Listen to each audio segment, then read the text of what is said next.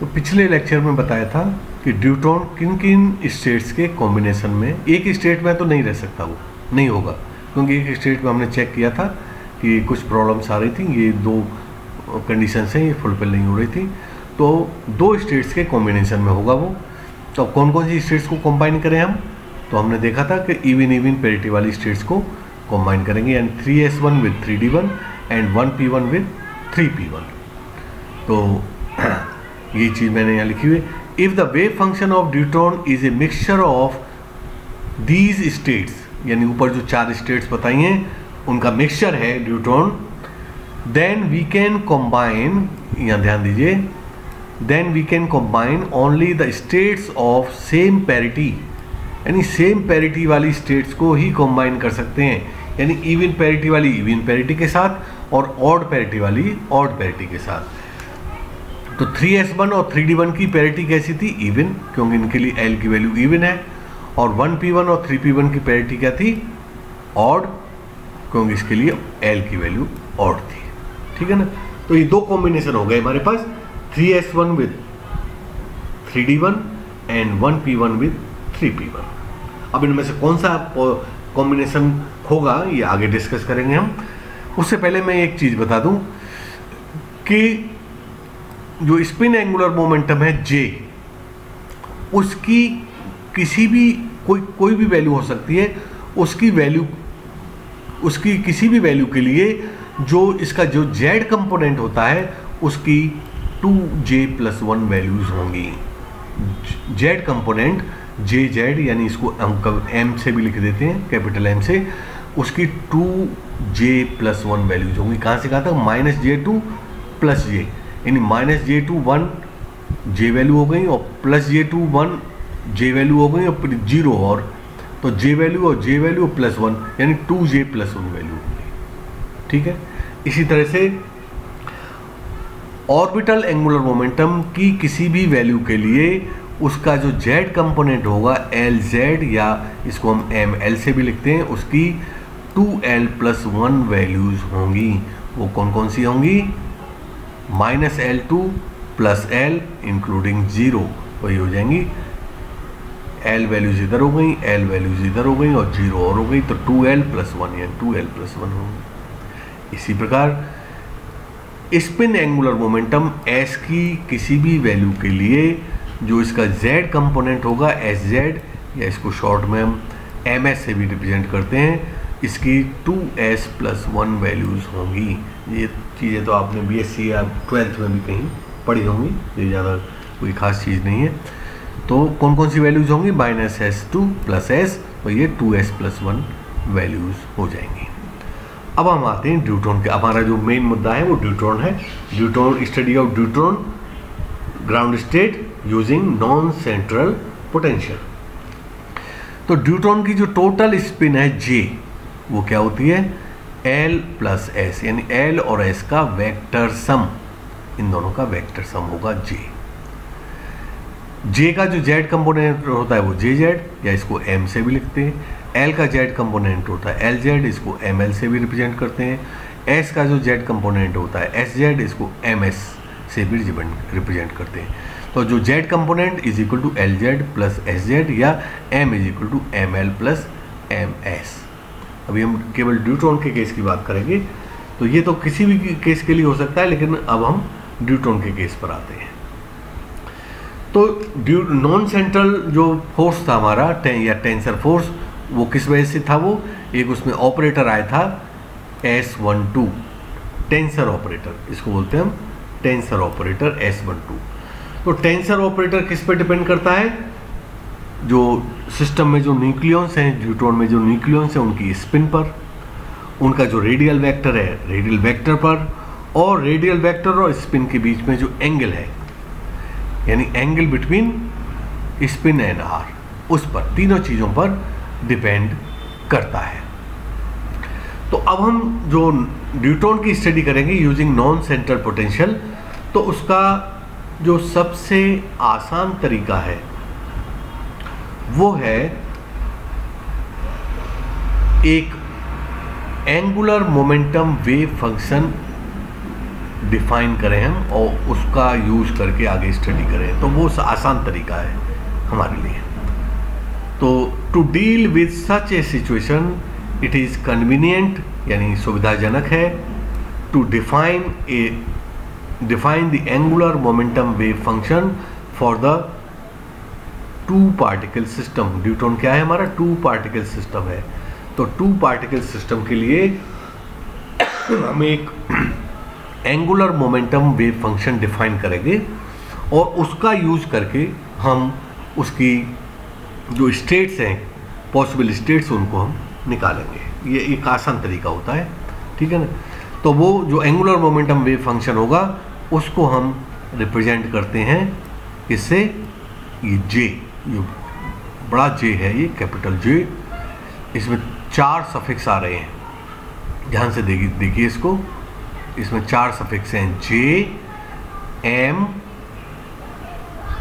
L, S, जे। जे ऊपर है M, नीचे L, S, J. M means total spin का Z component, L means orbital angular momentum, S means spin angular momentum और जे means total spin. ये जे total spin है और ये कैपिटल जे है, ये वेव फंक्शन है। ये जे से हमने वेव फंक्शन को, एंगुलर मोमेंटम वेव फंक्शन है ये, ठीक है ना। तो the angular momentum wave function J M L S J for a two particle system in the orbital angular momentum state L, यानी किसी भी टू पार्टिकल सिस्टम की अगर ऑर्बिटल एंगुलर मोमेंटम की वैल्यू एल है, स्पिन एंगुलर मोमेंटम की value S है, total angular momentum J है और टोटल एंगुलर मोमेंटम का जो जेड कंपोनेंट है वो एम है, तो उसका जो orbit angular momentum wave function होगा वो क्या होगा? जे एम एल एस जे। ये आपको याद रखना पड़ेगा, ठीक है ना। उसका जो सिस्टम, पूरे सिस्टम का जो ऑर्बिटल एंगुलर मोमेंटम होगा वेव फंक्शन, वो ये वेव फंक्शन है एक तरह का, ठीक है ना। अब देखिए, ये जो वेव फंक्शन है इसको सीजी कोफिशिएंट आपने पढ़े होंगे, प्रीवियस में पढ़े होंगे क्वांटम मैकेनिक्स में, सीजी को क्लेब्स गॉर्डन कोफिशिएंट। तो क्लेब्स गॉर्डन कोफिशिएंट की फॉर्म में हम इस इक्वेशन से रिप्रेजेंट करते हैं इस और एंगुलर मोमेंटम वेव फंक्शन को, यानी angular momentum wave function J M L S J is equal to sigma M L comma M S, C G coefficient L S M L M S J M, ये wave function chi M S S Y M L L. तो यहाँ chi M S S और Y M L L ये क्या चीज़ है? ये है जो वाई एम एल एल है वो है स्फेरिकल हार्मोनिक्स, और जो काई एम एस एस है यह स्पिन वेव फंक्शन, ये स्पिन वेव फंक्शन, और ये जो ब्रैकेट में जो वैल्यू है ये कहलाती है C G coefficient, Clebsch Gordan coefficient for deuteron, ठीक है ना। ये सी जी कोफिशिएंट आपने क्वांटम मैकेनिक्स में पढ़ा होगा, उसमें प्रीवियस में नहीं भी पढ़ा हो तो कोई ज़्यादा, इसमें जो भी वैल्यूज़ आएंगी, जिन जिन वैल्यूज़ की ज़रूरत होगी उतनी वो मैं एक टेबल दे दूंगा, उससे याद कर लेना, उससे काम चल जाएगा हमारा, ठीक है ना। तो इस एंगुलर मोमेंटम वेव फंक्शन में ये 3 चीज़ें हो गई, सी G coefficient, spin wave function और स्फेरिकल हार्मोनिक्स, ये स्फेरिकल हार्मोनिक्स, ठीक है ना। अब हम यहाँ पर सबसे पहले जो स्पिन वेव फंक्शन है, जो हमने जो स्टेट्स ली हुई हैं, 4 states 3s1 3d1 1p1 3p1, तो इन चारों स्टेट्स के लिए ये जो स्पिन की जो वैल्यू होगी, स्पिन वेव फंक्शन की वैल्यू होगी, वो क्या क्या होंगी, तो उसको हम पहले इवेल्युएट करेंगे। तो देखिए कैसे इवेल्युएट करेंगे। तो हेडिंग हमारी evaluation of spin wave function chi M S S, ठीक है ना। ये एस क्या है? इंट्रिंसिक स्पिन, और ms क्या है, उसका z कंपोनेंट, इस स्पिन का, स्पिन एंगुलर मोमेंटम का z कंपोनेंट है ms। तो अब देखिए जो हमारा 2 न्यूक्लियन सिस्टम है उसकी जो स्पिन है, इस इंट्रिंसिक स्पिन वो कितनी हो सकती है, मैंने बताया था 2 पार्टिकल हैं उसमें, प्रोटॉन और न्यूट्रॉन, दोनों की स्पिन कितनी होती है, हाफ हाफ। अगर दोनों स्पिन एंटी पैरेलल हैं तो पूरे न्यूट्रॉन की जो इंट्रिंसिक स्पिन है वो 0 हो जाएगी। अगर दोनों पैरेलल हैं तो जो इंट्रिंसिक स्पिन है न्यूट्रॉन की वो 1 हो जाएगी। अगर न्यूट्रॉन की स्पिन 1 है, न्यूट्रॉन की इंट्रिंसिक स्पिन 1 है तो ms की कितनी वैल्यू होंगी, 3 वैल्यूज होंगी। ट्रिपलेट स्टेट है ये, +1, 0 और -1। और अगर s की वैल्यू 0 है तो ms की वैल्यू भी 0 हो जाएगी। ये कहलाती है सिंगलेट स्टेट। एक वैल्यू आ रही है तो सिंगलेट स्टेट, यहाँ 3 वैल्यू आ रही है तो ट्रिपलेट स्टेट, ठीक है ना। तो s की वैल्यू 2 ही पॉसिबल है, 0 या 1। 0 होगी तो ms की वैल्यू 0, 1 होगी तो ms की वैल्यू 3 हो जाएंगी। तो अब यहाँ पर हम s और ms की वैल्यू रखते चले जाएं। s की वैल्यू 1 ले लें ये, तो ms की वैल्यू 1 हो जाएगी। तो काई 1 1 एक वेव फंक्शन हो गया, फिर काई 1 0 दूसरा वेव फंक्शन हो गया, काई 1 -1 तीसरा वेव फंक्शन हो गया, और काई 0 0 ये तीसरा वेव फंक्शन हो गया, तो चौथा वेव फंक्शन होगा। 3 वेव फंक्शन तो यहाँ से मिल जाएंगे ट्रिपलेट स्टेट के, और एक वेव फंक्शन मिलेगा सिंगलेट स्टेट से, यानी s को 0 रख दो और ms को 0 रख दो, तो काई 0 0 एक वेव फंक्शन हो गया।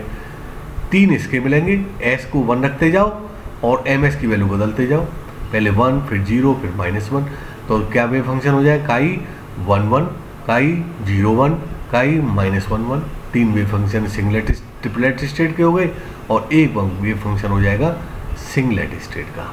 तो देखिए 4 वेव फंक्शन आ गए हमारे पास, कौन कौन से, काई 1 1 काई 0 1 काई -1 1 और एंड काई 0 0, ये सिंगलेट स्टेट वाला है। तो ये हमारे 4 स्पिन वेव फंक्शंस हो गए। अब स्पिन वेव फंक्शंस को, इस स्पिन वेव फंक्शन को हम CG कोफिशिएंट की फॉर्म में इस प्रकार से लिखेंगे, ठीक है ना। यानी spin wave function chi MSS is equal to sigma MS1 MS2, यानी ये पार्टिकल 1 के लिए स्पिन इंट्रिंसिक स्पिन का z कंपोनेंट है, ये पार्टिकल 2 पार्टिकल हैं उसमें न्यूट्रॉन में 1 और 2, उसके लिए z कंपोनेंट है CG coefficient S1 S2 MS1 MS2 SMS into, अब 2 पार्टिकल हैं तो वो पैरेलल, स्पिन पैरेलल है, अप स्टेट में है तो दोनों की स्पिन +1 हो जाएगी। अपोजिट स्पिन है तो एक अप स्टेट में हो जाएगा, एक डाउन स्टेट में हो जाएगा, तो स्पिन 0 हो जाएगी। अगर पहला डाउन स्टेट में दूसरा अप स्टेट में तो भी स्पिन 0 हो जाएगी। दोनों डाउन स्टेट में तो स्पिन -1 हो जाएगी। तो दोनों पार्टिकल्स की अप और डाउन स्टेट्स है, ये यहाँ पे उसका प्रोडक्ट करेंगे, ठीक है ना, CG कोफिशिएंट में। तो ये इस फॉर्मूले से हम स्पिन जो वेव फंक्शन है हमारे उनको हम डिफाइन करेंगे। तो इस फॉर्मूले से इनकी हम वैल्यू निकालेंगे कि इसकी वैल्यू क्या होगी। तो देखिए मैंने बताया जो हमारे पास प्रोटॉन और न्यूट्रॉन है, न्यूट्रॉन में तो उनकी जो स्पिन है अल्फा को बोलेंगे हम अप स्टेट, यानी स्पिन अप है तो अल्फा कहलाएगा, डाउन स्टेट है तो बीटा कहलाएगा। डाउन स्टेट को बोल देंगे हम बीटा। देखिए ये alpha and beta respectively up and down state spin orientation. Spin उसकी अप है तो अल्फा कहलाए, अल्फा हो जाएगा, स्पिन डाउन है तो बीटा हो जाएगा। तो अल्फा पी यानी प्रोटॉन की स्पिन अप है, तो जो मैंने ऊपर एरो बना रखा है अप।